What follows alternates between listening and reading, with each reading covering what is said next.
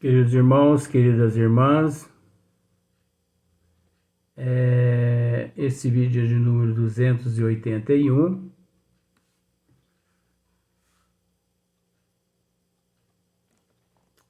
O pão do céu, a Gênese, capítulo 15. Como eu disse no princípio, nós estamos esmiuçando esse tema, o pão do céu. Como já lemos o fermento dos fariseus, para nós entendermos a multiplicação dos pães. Mas depois nós vamos ter que recorrer também a duas mensagens de Karl Schütte, né? Só assim que nós vamos compreender de fato o significado real de multiplicação dos pães. Então, aqui nós nos encontramos na questão de número 50 ainda. Disseram eles, então, Senhor, dá-nos sempre desse pão. Jesus lhes respondeu, eu sou o pão da vida. Aquele que vem a mim não terá fome, e aquele que em mim crê não terá sede. Mas eu já vos disse, vós me tendes visto e não credes. Em verdade vos digo, aquele que crê em mim tem a vida eterna. Eu sou o pão da vida. Vossos pais comeram o maná do deserto e morreram. Aqui está o pão que desceu do céu, a fim de que quem dele comer não morra. João 6, 22, 36 e 47 e 50. Então, se nós analisarmos, é uma linda e maravilhosa passagem essa de João. Mas é interessante as explicações de Allan Kardec e depois de Karl Schütte, você vai perceber uma grande diferença. É lógico que aquele que crê nas leis de Deus,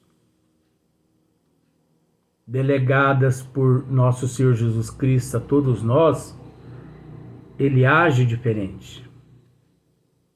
Ele vive diferente. Ele não tem medo. Porque medo por quê? Se Jesus nos trouxe a verdade. Porque ele mesmo nos disse, eu sou o caminho, a verdade.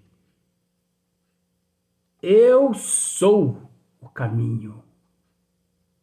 Quer dizer, não adianta se aventurar por outros caminhos, porque ninguém chega a Deus se não for por Jesus. Eu sou o caminho, a verdade, ou da verdade, independente. Hajamos como ele age, como agiu, como age. Esse é a verdade. E ninguém vem ao Pai se não for através de mim.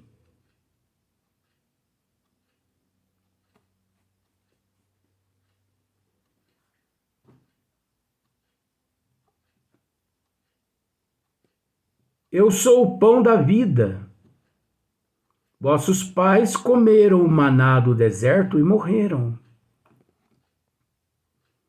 Então, o maná do deserto, vamos pensar assim numa seiva doce, adocicada, né, trazida por insetos ou mesmo produzida até pela própria natureza, enfim, é uma seiva adocicada que saciou aquele povo naquela época. Obviamente, eles se preocuparam com o maná da terra. Eles se preocuparam com as coisas materiais. Eles não se preocuparam naquela época com as coisas divinas. Aqui Jesus está dizendo. Deixa eu ver se é aqui. Trabalhai por ter não o alimento que perece. Tá vendo só? Vamos dizer-se que aquele povo, eles viveram em busca do perecível. Eles se preocupavam com o perecível. Eles não se preocupavam com o pão da vida, com o maná da eternidade. Pode também se colocar, né, esse maná como sendo o pão do deserto, né? Porque a seiva adocicada e tudo mais. Mas aí vem Kardec, na questão de número 51, agora é Kardec dizendo aqui. Na primeira passagem, quer dizer, na primeira passagem, né? O fermento dos fariseus. Na primeira passagem, lembrando o fato precedentemente operado, Jesus dá claramente a entender que não se trata de pães materiais. Não é no fermento. Eu acho que é do fermento dos fariseus, sim. Na primeira passagem, lembrando o fato precedentemente operado, Jesus dá claramente a entender que não se trata de pães materiais, pois, a não ser assim, careceria de objeto a comparação por ele estabelecida com o fermento dos fariseus. O fermento dos fariseus, né? Ainda não compreendeis, diz ele, e não vos recordais de que 5 pães bastaram para 5.000 pessoas e que 2 pães foram bastante para 4.000? Kardec interrogando. Então, olha só para você ver. Pois a não ser assim, careceria de objeto a comparação por ele estabelecida com o fermento dos fariseus. Ainda não compreendeis, diz ele, e não vos recordais de que 5 pães bastaram para 5.000 pessoas e que 2 pães foram bastante para 4.000? Estranho, né? Como não compreendestes que não era de pão que eu vos falava? Quando vos dizia que vos preservasseis do fermento dos fariseus, esse confronto nenhuma razão de ser teria, na hipótese de uma multiplicação material. O fato fora de si mesmo muito extraordinário para ter impressionado fortemente a imaginação dos discípulos, que, entretanto, pareciam não mais lembrar-se dele. É também o que não menos claramente ressalta do que Jesus expendeu sobre o pão do céu, empenhado em fazer que seus ouvintes compreendessem o verdadeiro sentido do alimento espiritual. Trabalhai, diz ele, não por conseguir o alimento que perece. Trabalhai, diz ele, não por conseguir o alimento que perece, mas pelo que se conserva para a vida eterna e que o Filho do Homem vos dará. O Filho do Homem. Então é um termo, né? A gente entende que é um termo. Então esse Filho do Homem, esse Filho é Deus, é Jesus. Esse homem aqui está se referindo aqui, se refere aqui como sendo Deus. Mas a gente sabe que tudo não passa de termos, né? Esse alimento é a sua palavra, pão que desceu do céu e dá vida ao mundo.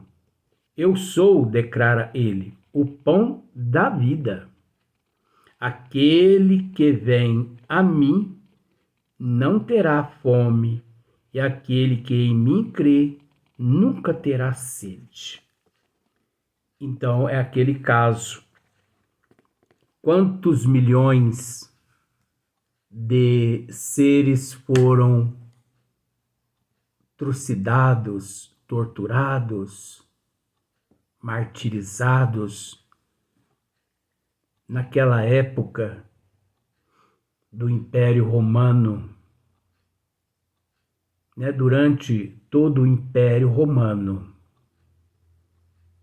A não ser uma vez aqui, outra lá, mas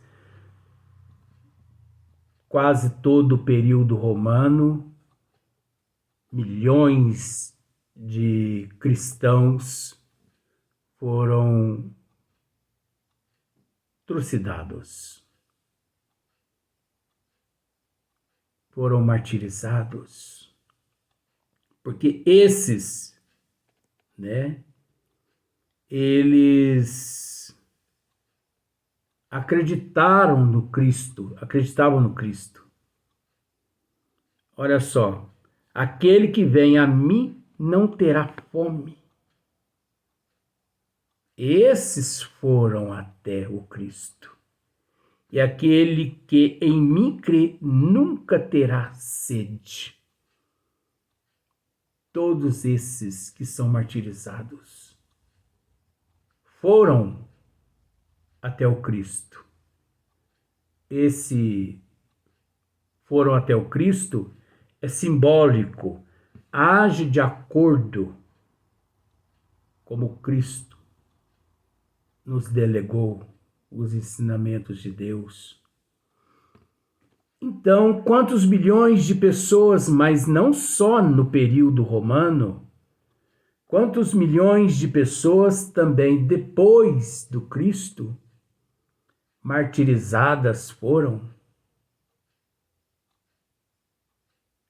E até hoje, no ano de 2023, quantos milhões de pessoas são martirizadas, torturadas emocionalmente, psicologicamente? Quantos representantes de Jesus aqui na Terra encontraram a forca, encontraram grilhotina, fogueiras?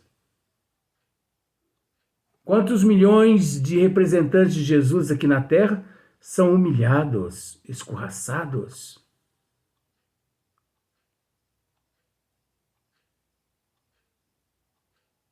passam por torturas diversas, com resignação, com humildade,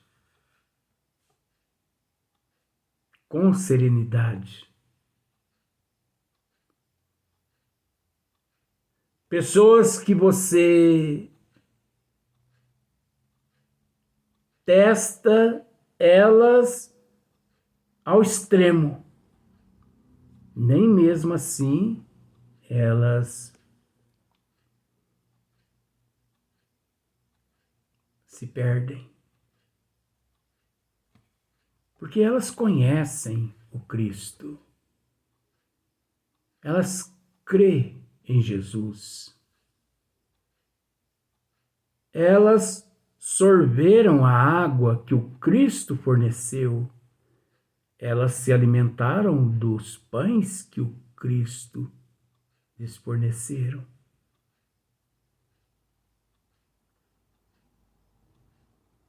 Então, você não pode negar, né? Todos esses não pode negar. Como, por exemplo, eu tive a oportunidade de algumas vezes, não vou descrever detalhes, eu tive a oportunidade de algumas vezes estar com Chico Xavier no corpo físico. Nunca que negarei isso. Você já imaginou? Alguém hoje chega e me pergunta: você teve a oportunidade de estar com Chico Xavier no corpo físico algumas vezes? E eu digo: não. Nunca estive com ele. Mas sabe por que eu digo não? Porque às vezes eu ainda me encontro em cima do muro. Sabe sabe de que forma? Hoje aqui na Terra, as pessoas, elas, não generalizando, com todo respeito, mas muitas pessoas, às vezes por status, por ilusão momentânea, status momentâneo, ilusão momentânea, passageira, por fantasias,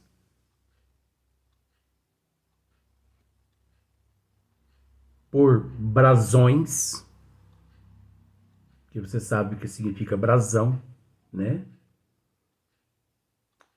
Por família, por sociedade, nível na sociedade. Então, muitas pessoas deixam de ser sinceras perante os desígnios de Deus.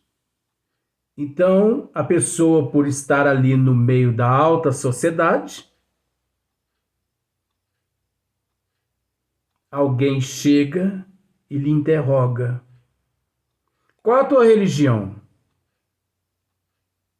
Qual a minha religião?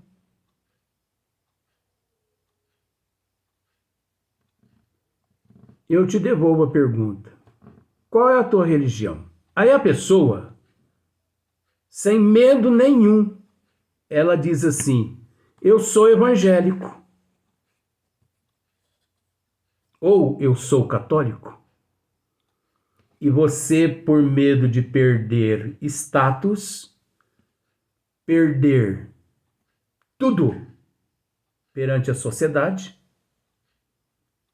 que é passageira, 20, 30, 40 anos, as pessoas já não se encontram mais no corpo físico, principalmente na nossa fase de vida física mais.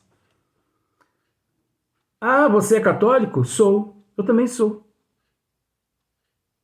E a pessoa não sai do centro espírita. Então isso é uma forma de negar. É uma forma de abjurar Jesus. De negar Jesus. Eu vou dizer que eu sou espírita aqui no meio desse povo? Para eles sair falando mal de mim? De jeito nenhum. É melhor não caçar briga com ninguém. Aí a pessoa fica do lado de Barrabás e contra os desígnios de Deus, porque abjurou o Cristo ali. Agora, para abjurar o Cristo, nós não abjuramos o Cristo só através das palavras verbais, não. Nós abjuramos o Cristo também através das atitudes, do comportamento, dos hábitos.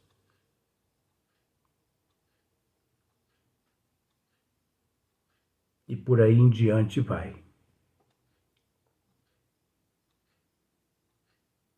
Eu, com todo respeito,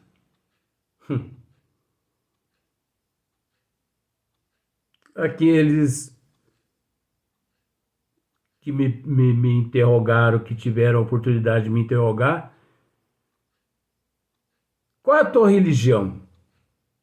Olha, eu vou dizer a verdade. Eu estou tentando ser espírita, porque ser espírita não é para qualquer um.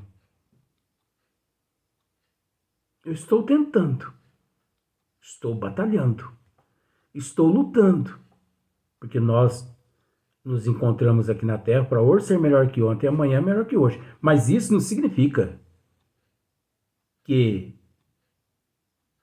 superamos todas as dificuldades todos os dias. Por que não? Hoje você tropeça, amanhã você tropeça. Mas o mais importante é que nós temos a oportunidade de nos redimirmos. Errou hoje? Tenta amanhã de novo. Errou amanhã? Me desculpe. Tenta depois de amanhã. Agora, tem religiões que não te dão a oportunidade de você se redimir. Contrário à doutrina dos espíritos. Nós temos a oportunidade. Então, quantos milhões de pessoas são torturadas todos os dias, principalmente no ano de 2022?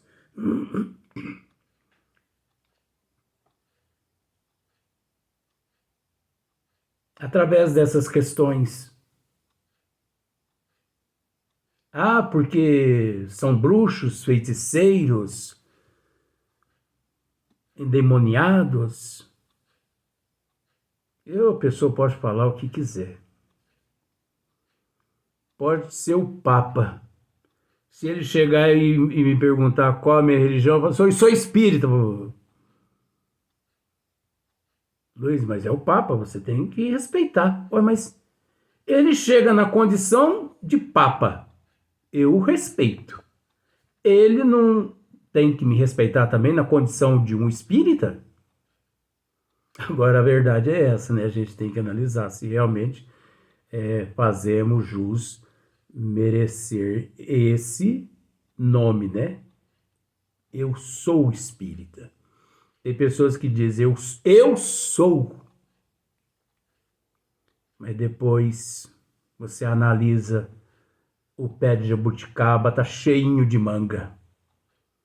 Ou o pé de jabuticaba tá cheio de jaca. Então isso é um perigo. Então aqueles que às vezes abjuram, eles estão certos em abjurar. Porque é melhor você abjurar do que você dizer algo que você não pratica, que você não suporta. Qual é a tua religião? Ah, qual que é a tua?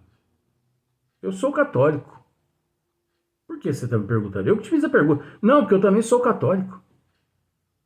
Mas você não sai do centro. Às vezes a pessoa está certa em dizer eu sou católico também, em vez de dizer que é espírita. Porque como nós já dissemos, o espiritismo não é para quem quer, é para quem aguenta. Aguenta mudanças de hábito, comportamento, de atitude, reforma, mudanças de caráter, mudanças de moral, que nós sabemos que não são fáceis.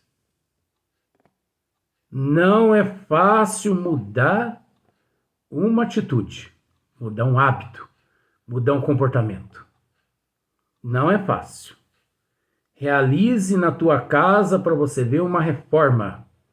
Chame pedreiro, peça para quebrar paredes aqui, paredes ali. Isso é uma reforma. E não retire os móveis do lugar, não. Provavelmente você vai ter assim que, depois da reforma, ter que comprar outros móveis, porque aqueles ali é empoeirado, não vai prestar para mais nada. Mas demora, é custoso uma reforma. Suja muitas coisas, vira uma bagunça a casa. Mas depois que termina também, é até prazeroso permanecer dentro daquela casa. Então vamos para o próximo vídeo.